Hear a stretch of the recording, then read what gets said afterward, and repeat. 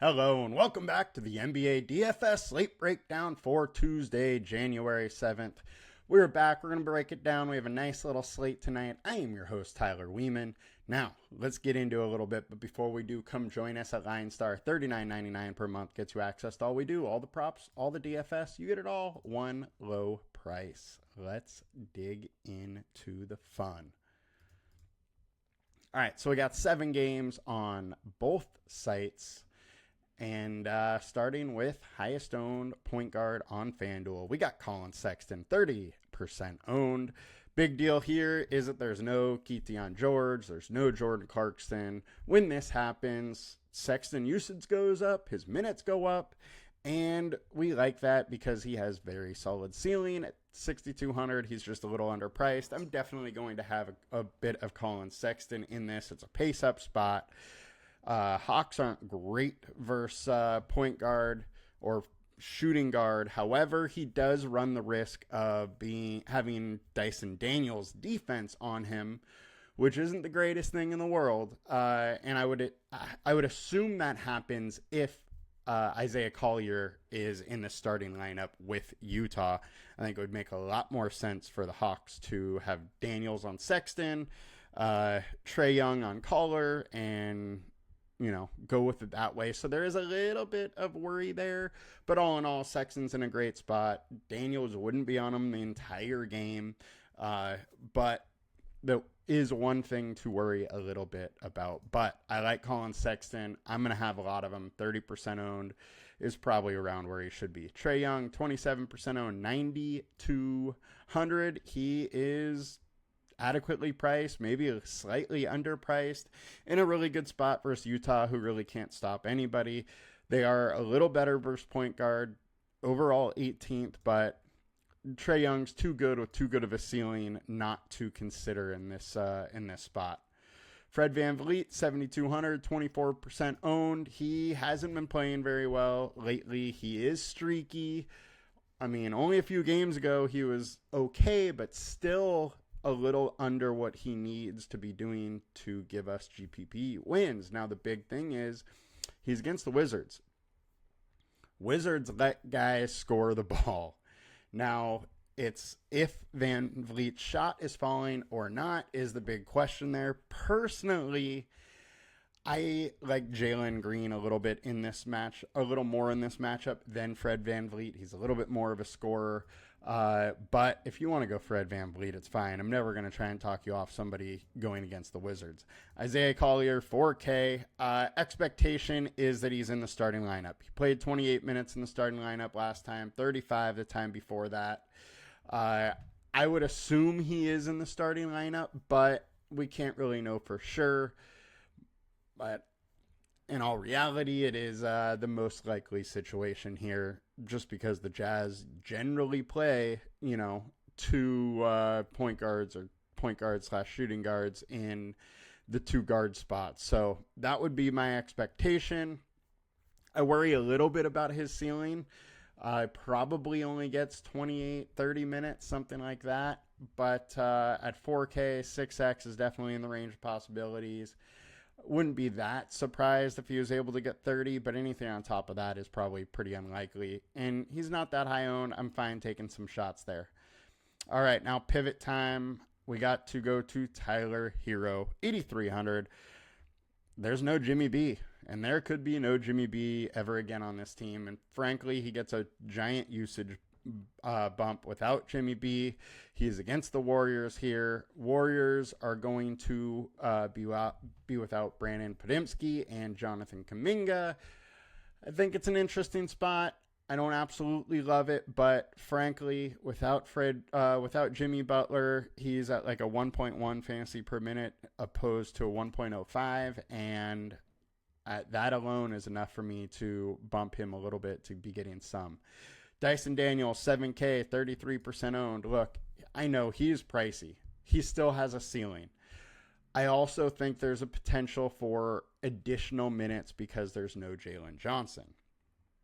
He only played 31 minutes the last 3 games with Bogdan Bogdanovic on the bench. It's a little bit harder for him to get those additional minutes, but without Jalen Johnson and going versus the Jazz, I do think there is a chance that he plays some extra minutes.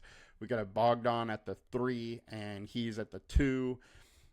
And, one of the forwards kind of gets squeezed more for minutes than Daniels. So I think that's absolutely interesting option. And I'm in it. The Utah Jazz are also a little worse versus shooting guard than they are versus point guard.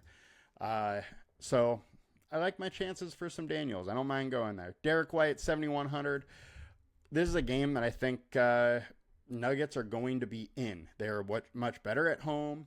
And if the Boston Celtics have to play, all their minutes, then these guys start to look a little underpriced. The other thing I do got to mention that Derek White is questionable, and it just came out that he missed shoot around this morning. So if he's out, I would raise the value of all the other Celtics a little bit and obviously not play Derek White.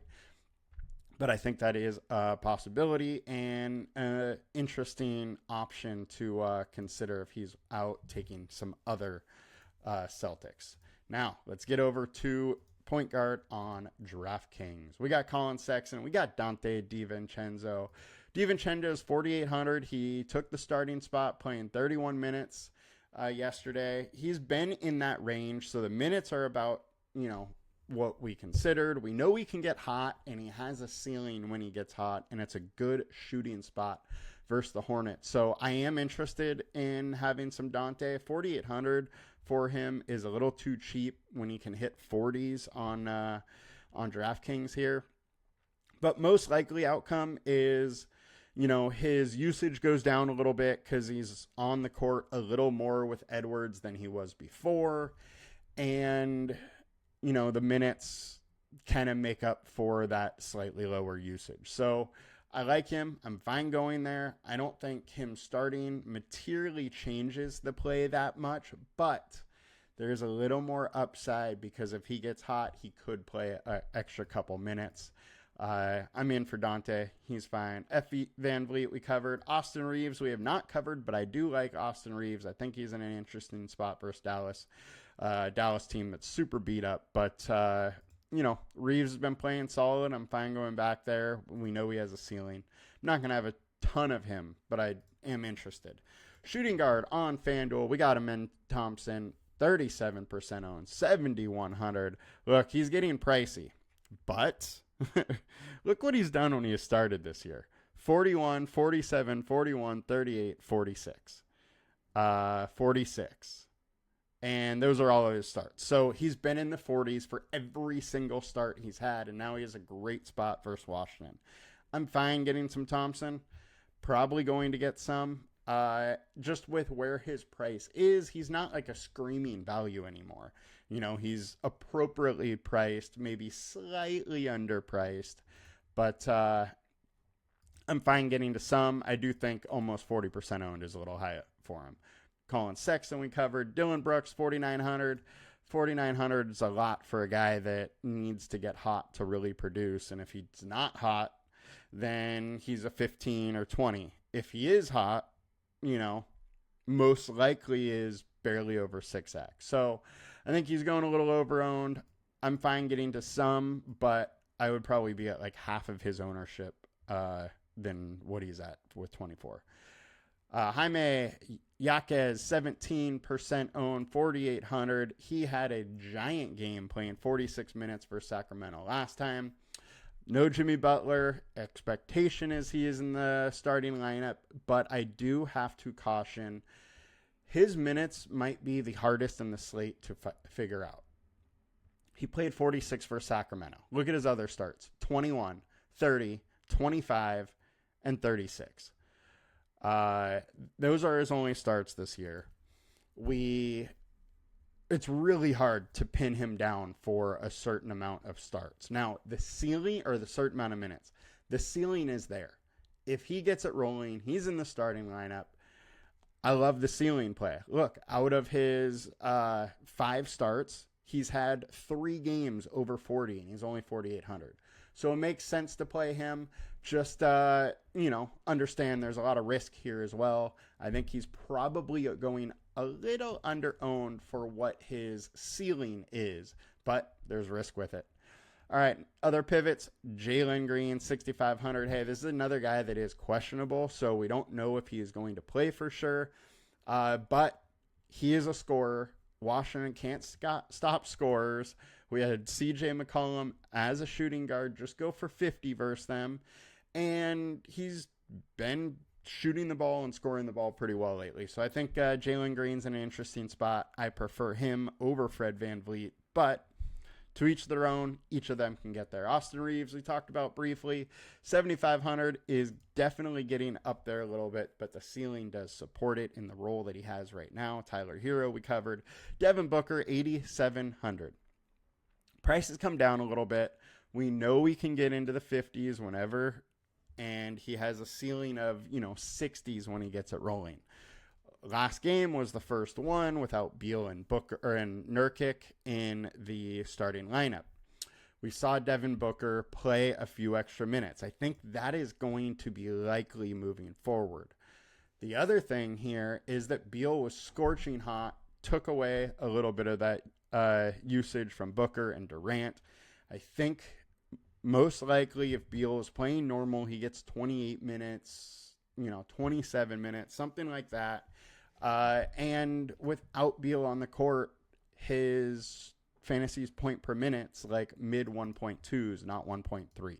Now he's obviously still going to have a ton of Beal on the court with him, but I don't mind taking some shots here. I see a little bit of a ceiling, so I don't mind shooting my shot, so to speak. Dyson Daniels, we covered, and shooting guard on DraftKings. Thompson, Sexton, Ant, covered the first two, covered DiVincenzo, Ant at 8,400. He has been shooting the ball very, very well. Now he's in one of the better three-point matchups there is in the league. At 8,400, I'm interested. He's a guy that's been way higher priced all season long and, flirting with 50 fantasy points regularly. 60s the last two games. I'm absolutely going to have some Ant, and 20% Ant wouldn't be surprising me whatsoever. Dante, we covered. Buddy Hield, 3,500. Look, it's hard to really know what his minutes are going to be, but I think if he's hot, it could work. If he's not hot, he's going to kill your lineups. Small forward on FanDuel, we got Amen Thompson, Najee Marshall. Now, this was a curveball we got yesterday. Najee started at the point guard spot and actually played decently. 16 points, 6 rebounds, 3 assists, 2 steals. Now he's against the Lakers, who don't have a true point guard. Austin Reeves is their starting point guard, so I wouldn't be that surprised if Marshall comes back out being the point guard again. And if he is, he's in a great spot and way too low priced, and I'll probably have a ton of them if that is the case. Fortunately, you got to wait to know for sure what that Dallas starting lineup is going to be. We have no idea how they're going to end up breaking it down. They've been really mixing and matching that rotation lately. Jason Tatum, 10.1K. If Derek White is out, I like him a lot more. If Derek White is in, I'm fine playing some. I like playing him in games where he's going to have to play his, full allotment of minutes. One thing, though, I have a little bit of caution with playing him just because he hasn't really played that well in Denver. So that is my one worry. In Denver, 33 last year, 43 the year before that, 46. And while he is a better player now than he was any of those years, it's hard to see 60 plus. And that's kind of what we need from 10.1K. Pivot time. Hawkes covered. Lauri Markkanen, 7,300. I mean, he gets more usage when all those guys are out. So also his minutes tend to be a little bit higher. He is questionable, though, so we got to watch the injury report. But if he's in, if he's playing, there is that potential for him to play 34, 36 minutes, shoot a little bit more in a good spot without, the Hawks having one of their better rebounders and facilitators, scorers, everything. I think in general it helps marketing and the Jazz stay in this game, even though they're minus people also. Reeves we covered, Booker we covered, and we will move it on over to small forward on DraftKings. Amen Thompson, Jason Tatum, Najee Marshall. We covered all of those. Lauri Markkanen, Bryce Sensabaugh, he is also questionable. He's 4,200. If he got a surprise start, I would be very interested.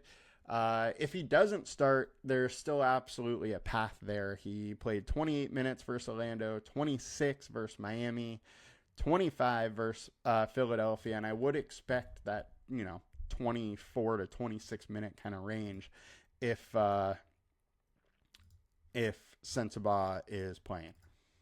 Power forward on FanDuel, we got Najee Marshall, Jason Tatum, Draymond Green. So, as I said earlier, Warriors are without Kuminga, without Podziemski, and I would expect Draymond's minutes to be a little more solid here, but I mean, realistically, 28 to 30 is kind of just where he sticks. Fine getting here. I do think he has a little more upside without Kuminga, just because the ball will be in his hands a little bit more. Kuminga is a playmaker. So I'm interested in him, interested in Lauri Markkanen, and then Andrew Wiggins. So I think Wiggins is the most likely to pick up minutes here without Kuminga. He can kind of do all the stuff Kuminga can. So I think a couple extra minutes in a decent spot here versus the Heat without Jimmy Butler. I'm fine going there and taking the shot at 3% ownership. I think he's just going a little bit low owned and could get extra work. Power forward on DraftKings, Naz Reid, 4,500. How have they not picked up this guy's price yet? It also looks like he has started to play more minutes. 31, 25, 26, 33. Uptick from his 21 to 24 range. Now, that might be just a short sample and they go back to that 21, 22. But if he's playing 26, 27, 28 minutes, at 4,500, he's a steal. So I am fine taking some shots there. 10K, Tatum, Najee, Green, we covered all of them, so we will move it on over to the center position to close it out here. Clint Capella, 24% owned versus the Utah Jazz and Kessler. Personally, I would rather the Kessler side than Clint Capella. Issue here is we don't really know Capella's minutes, and frankly, I just think Kessler is way more upside and is in a better spot. Draymond Green we covered. Okongwu, minutes could be all over the place. One thing is the Jazz do like starting two bigger guys, so I wouldn't put it past the Hawks without Jalen Johnson to start Okongwu. I think there is a path for that. However, him and Capella kind of eating at each other, so I wouldn't necessarily love either of them, even if they were both starting, but at least gives a rise to his minutes and, potential, a little more potential for him. But all in all, not crazy about Okongwu. Kristaps Porzingis, 7,600. I'm probably going to get a little bit, especially if Derek White is out. His minutes should be around 28 to 30, and they need somebody to try their best to slow down Jokic, which nobody can really slow him down. Mark Williams, 6,200. From a fantasy point per minute standpoint, I have to take some swings here. 28 minutes the last two games, 31 the game before that. I think it's kind of safe to say that he's now in that 27 to 28 minute range. Suns don't really scare me at center spot, and there's a big time ceiling for Williams, so I'm going to take some shots there. And then Walker Kessler I talked about that I liked already. He has a big time ceiling, can really put up the blocks and the rebounds. It's a soft spot versus Atlanta, who is 30th versus the center, so I'm fine taking some low-owned swings on him. And on to center at DraftKings, we got Naz Reid, Derek Lively, and Rudy Gobert. Lively, 5,100. This spot is interesting. Lakers haven't been great versus center for years now. They've been a little bit better this year, but Gafford is out. He played 33 minutes last night. If he's going to play, 33, 32 minutes, then he starts to look very, very interesting. I think most likely is he's at 28 to 30-ish, and Dwight Powell plays for like 18 minutes or so. But without Gafford, there is that chance that he could play that upper tier minute. So it's enough to consider lively, especially at 5,100. Rudy Gobert, 5,500. Wild how cheap he is now. But hey, that's how he's been playing. He's been playing not very well. He's 0.85 fantasy point per minute over the last 20, and really just kind of looks washed. The only saving grace here is he's still playing solid minutes, and if he gets it going a little bit, they will let him go to that 36, 38 minute standpoint. But I don't love Rudy. I will sprinkle him in, though, at that price a little bit. And that'll do it for us today, guys. Good luck. Hope you win all the monies, and I'll see you back tomorrow. Please like, comment, and subscribe to the video. Talk to you later. Peace.